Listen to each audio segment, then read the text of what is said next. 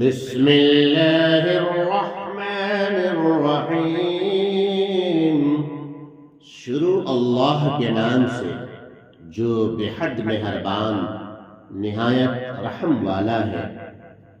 یا بنی آدم قد انزلنا علیکم لباسا یواری سوآتکم وریشا وَلِبَاسُ التَّقْوَى ذَلِكَ خَيْرٌ وَذَلِكَ مِنْ آيَاتِ اللَّهِ لَعَلَّهُمْ يَذَّكَّرُونَ۔ اے اولاد آدم، ایک ہمارا انعام یہ ہے کہ ہم نے تمہارے لیے لباس پیدا کیا جو تمہارے ستر یعنی پردہ والے بدن کو بھی چھپاتا ہے اور تمہارے بدن کے لیے موجب زینت بھی ہوتا ہے، اور اس ظاہری لباس کے علاوہ ایک معنوی لباس بھی تمہارے لیے تجویز کیا ہے جو تقوی یعنی دینداری کا لباس ہے، کہ یہ اس لباس ظاہری سے بڑھ کر ضروری ہے، کیونکہ اس ظاہری لباس کا مطلوب شرعی ہونا اسی تقوی یعنی دینداری کی ایک فرع ہے۔ اصل مقصود ہر حالت میں لباس تقوی ہی ہے۔ یہ لباس پیدا کرنا اللہ تعالیٰ کے فضل و کرم کی نشانیوں میں سے ہوتا ہے، تاکہ یہ لوگ اس نعمت کو یاد رکھیں اور یاد رکھ کر اپنے منعم اور محسن کا حق اطاعت ادا کریں، اور حق اطاعت وہی ہے جس کو لباس تقوی فرمایا ہے۔ یا بنی آدم لا يفتننکم الشیطان کما اخرج ابویکم من الجنة ينزع عنهما لباسهما ليريهما سوآتهما۔ اے اولاد آدم، شیطان تم کو کسی خرابی میں نہ ڈال دے کہ خلاف دین و تقوی تم سے کوئی کام کروائے، جیسا اس نے تمہارے دادا دادی یعنی آدم و حوا علیہ السلام کو جنت سے باہر کرا دیا،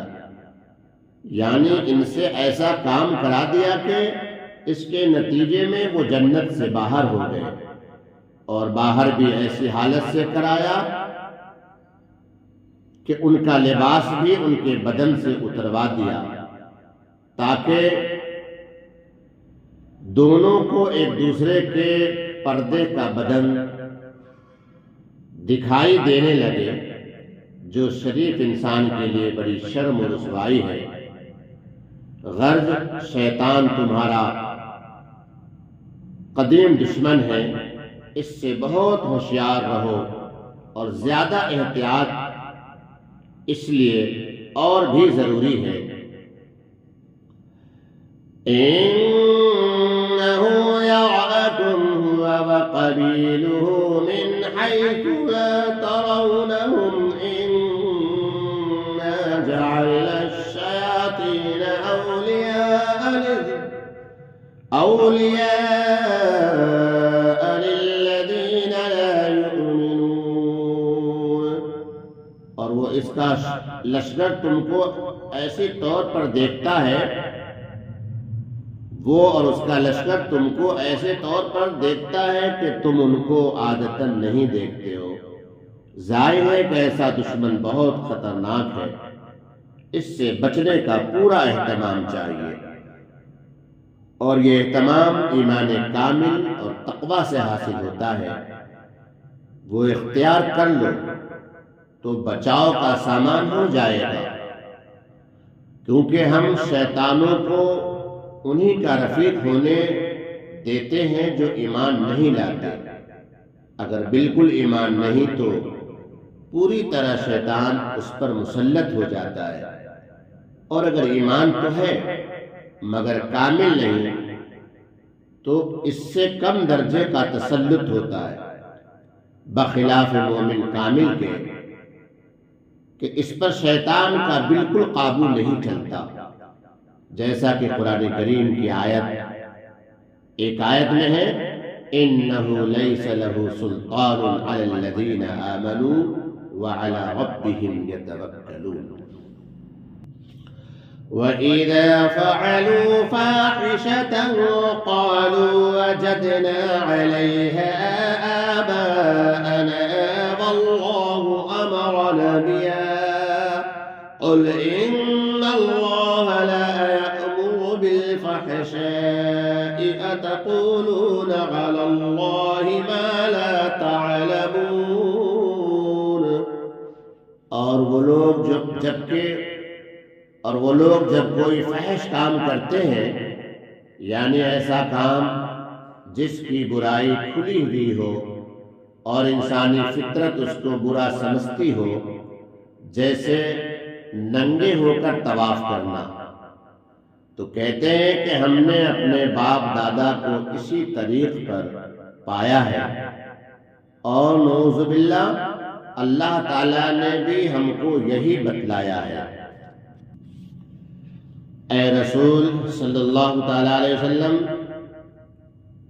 ان کے جاہلانہ استدلال کے جواب میں آپ صلی اللہ تعالیٰ علیہ وسلم فرما دیجئے کہ اللہ تعالیٰ فحش کام کی کبھی تعلیم نہیں دیتا۔ کیا تم ایسا دعویٰ کر کے خدا کے ذمے ایسی باتیں لگاتے ہو جس کی تم کوئی سند نہیں رکھتے؟ قل امر ربی بالقسط واقیموا وجوہکم عند کل مسجد وادعوه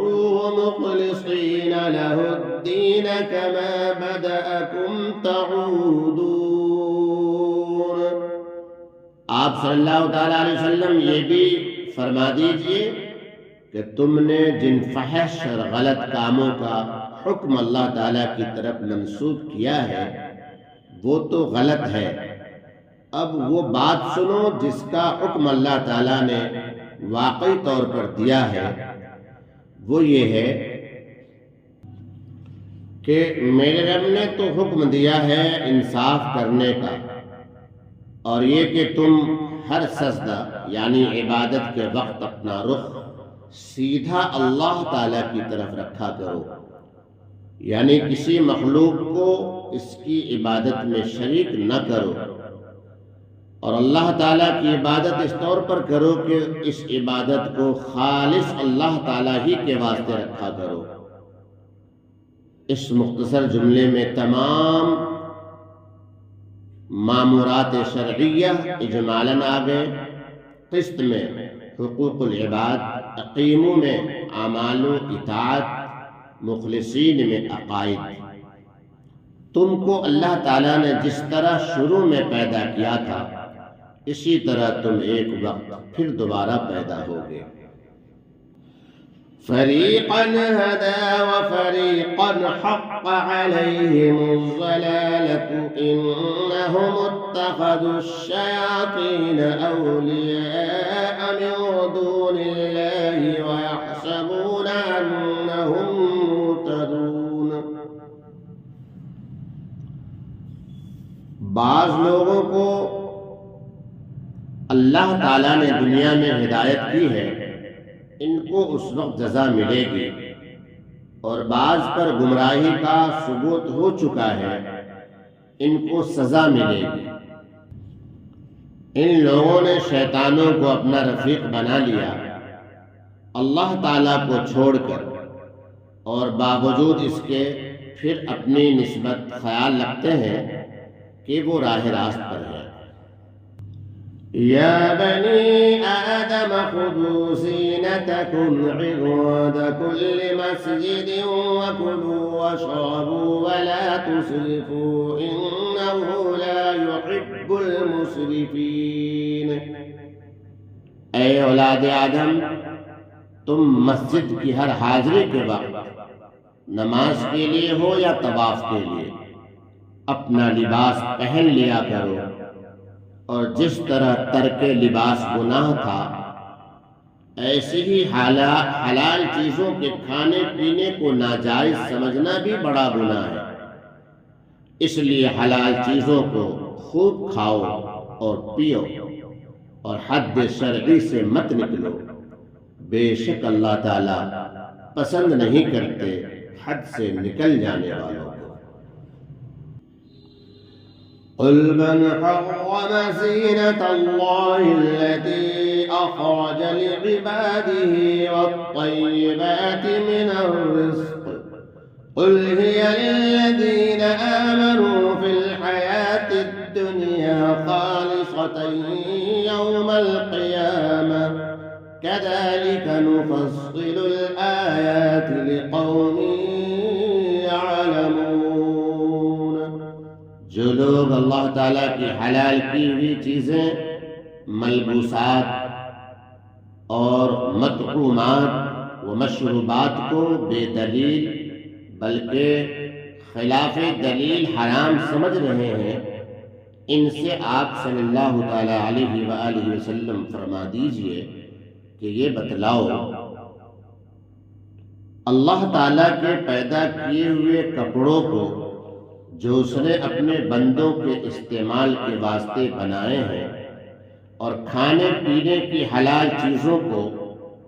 جن کو اللہ تعالیٰ نے حلال قرار دیا ہے، کس شخص نے حرام کیا ہے؟ یعنی حلال و حرام قرار دینا تو خالق و مالک کائنات کا کام ہے۔ تم اپنی طرف سے کسی چیز کو حلال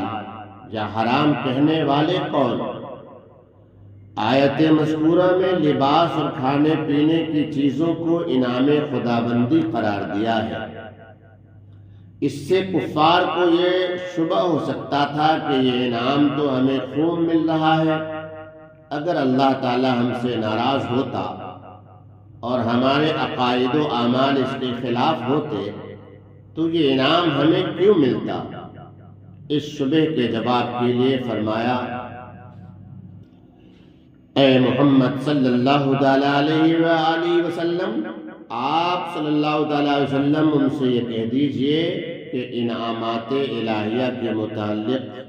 استعمال کی اجازت دلیل مقبولیت نہیں،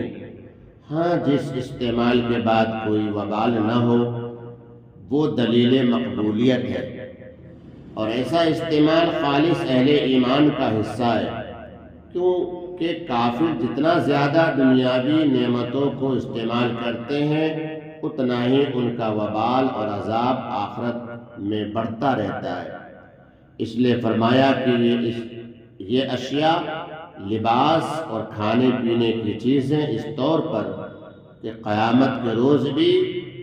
قدورات سے اور عذاب سے خالص رہیں، دنیاوی زندگی میں خاص اہل ایمان ہی کے لیے ہیں، بخلاف کفار کے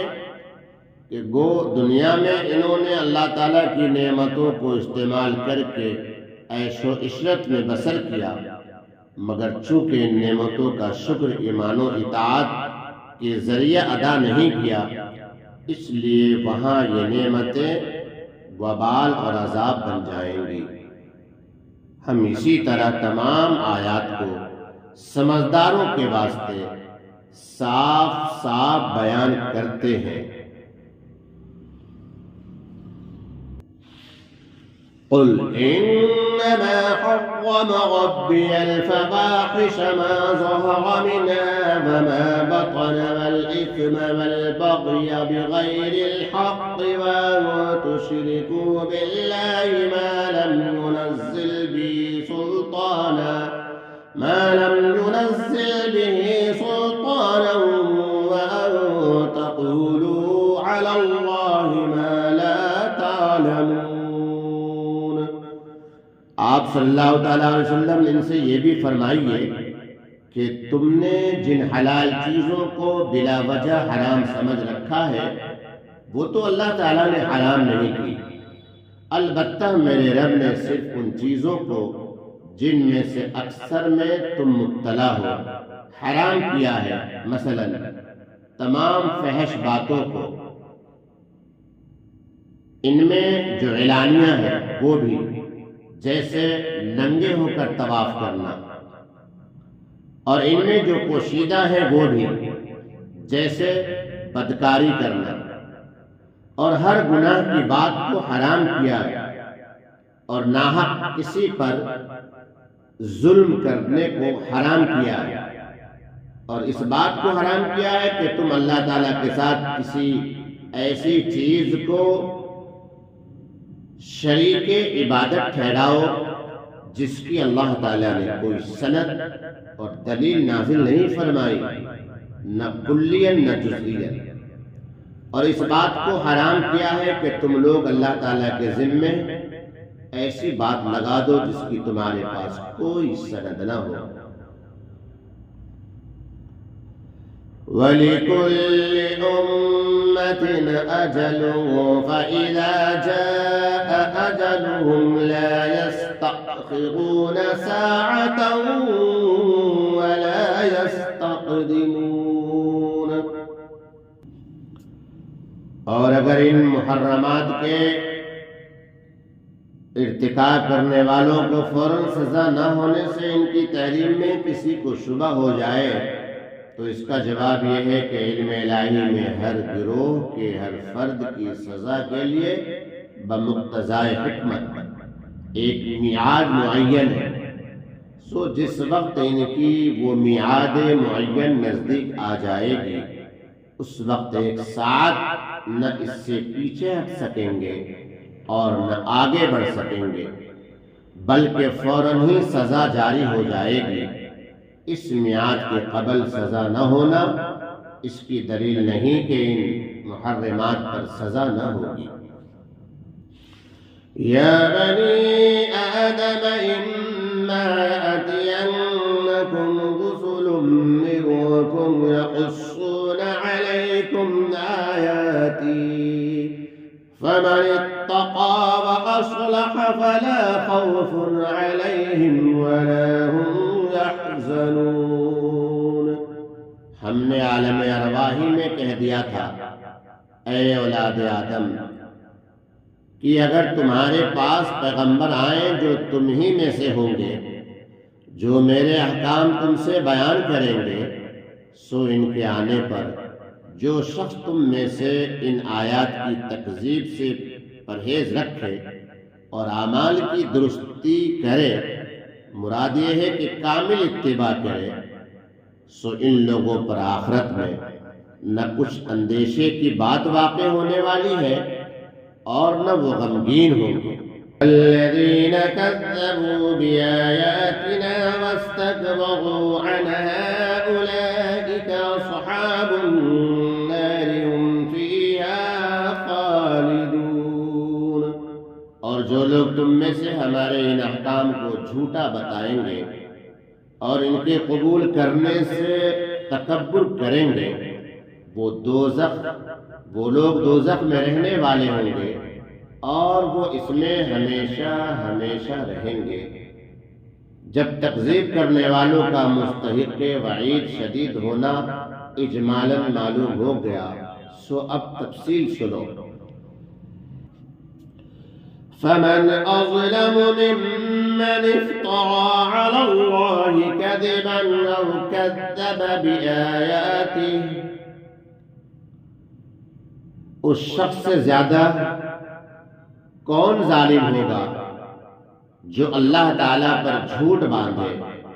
یعنی جو بات خدا کی کہی ہوئی نہ ہو اس کو خدا کی کہی ہوئی کہے، یا اس کی آیتوں کو جھوٹا بتلائے، یعنی جو بات خدا کی کہی ہوئی ہو اس کو بے کہی بتلائے۔ أولئك ينالهم نصيبهم من الكتاب حتى إذا جاءتهم رسلنا يتوفونهم قالوا أين ما كنتم تدعون من دون الله قالوا ضلوا عنا وشهدوا على أنفسهم أنهم كانوا كافرين۔ ان لوگوں کے نصیب کا جو کچھ رزق اور عمر ہے وہ تو ان کو دنیا میں مل جائے گا، لیکن آخرت میں مصیبت ہی مصیبت، یہاں تک کہ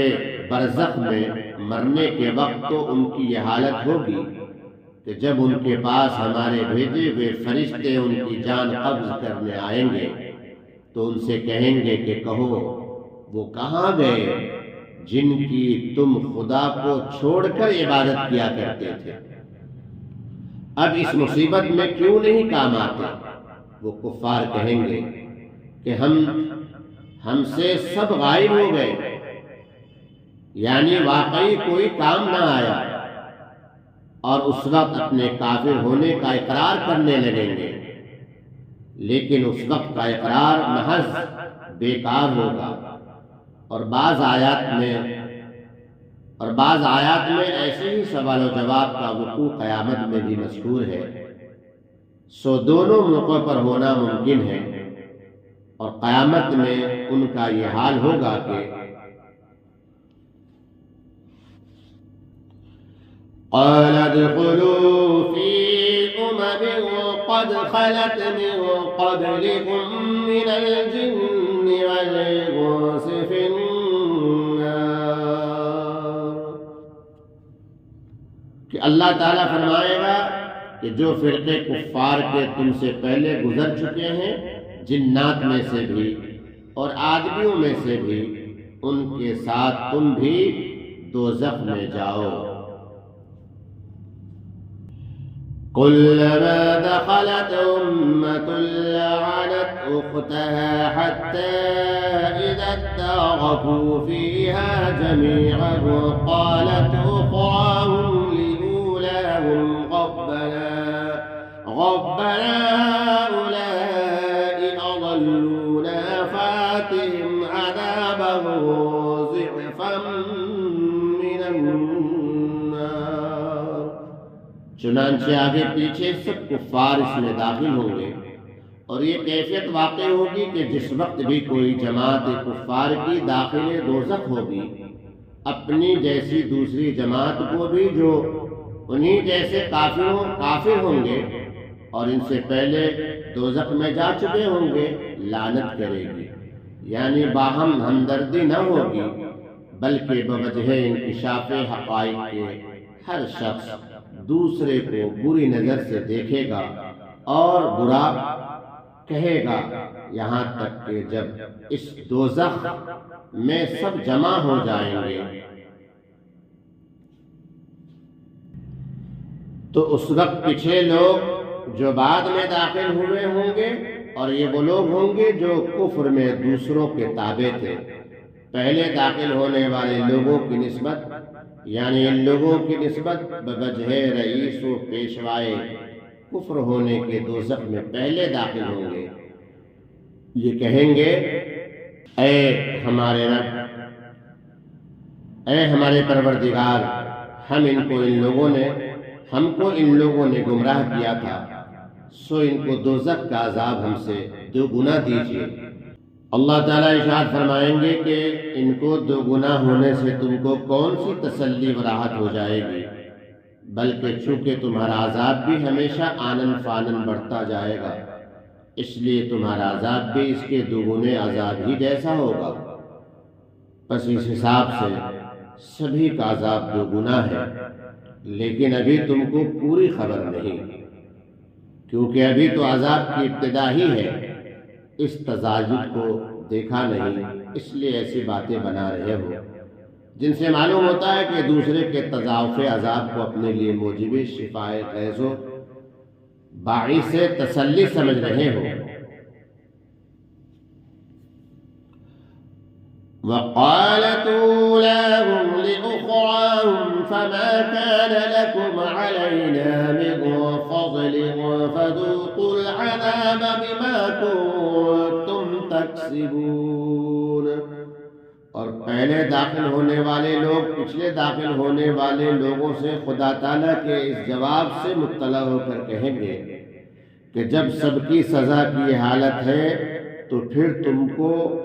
ہم پر تخفیف عذاب کے بارے میں کوئی فوقیت نہیں، کیونکہ تخفیف نہ ہم کو نہ تم کو، سو تم بھی اپنے کردار بد کے مقابلے میں عذاب متزاید کا مزہ چکھتے رہو۔